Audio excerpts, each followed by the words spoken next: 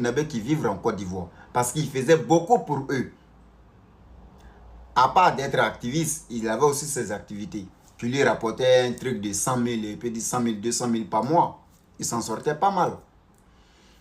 Et quelqu'un qui est naturalisé en Côte d'Ivoire, qui a une femme ivoirienne, qui est bien installée en Côte d'Ivoire, qui a sa nationalité et tout, il aide même d'autres personnes même à avoir les papiers ou des procédures. Je ne vais pas rentrer dans tous ces détails. Mais il aidait beaucoup de Burkinabés en Côte d'Ivoire là-bas.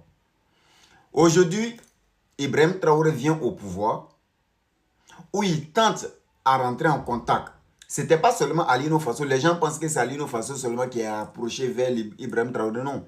Tout Burkinabé qui était comme un jeune responsable burkinabé qui a beaucoup de, je ne sais pas, hormis de l'ambassade du Burkina en Côte d'Ivoire, vous savez, dans toutes les communautés, parfois, on choisit quelqu'un comme le président des jeunes ressortissants de tel pays dans tel endroit.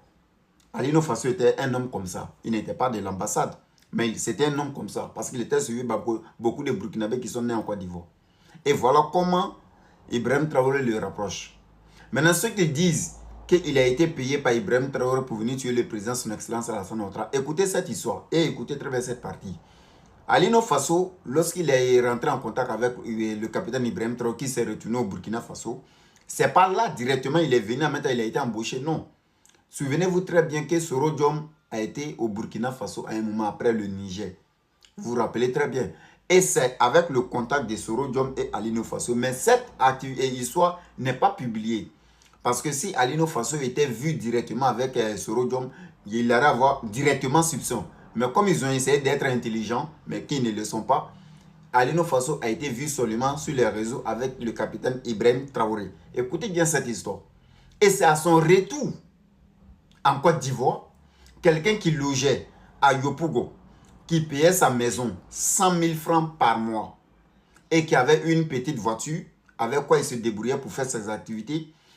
Dès qu'il retourne de la côte du Burkina, il vient maintenant prendre une résidence, villa complet, auprès du quartier présidentiel de la Côte d'Ivoire, où le président dort.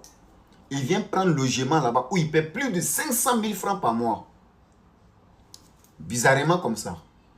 Et du jour au lendemain, on le retrouve avec une voiture neuve, vitre teintée, qui est à l'intérieur Alino Faso. Vous savez très bien que la Côte d'Ivoire n'est pas comme la Côte d'Ivoire d'hier. Maintenant, il y a les enquêtes. Quand on voit que quelqu'un... Regardez comment Abouja a été arrêté. C'est facile maintenant.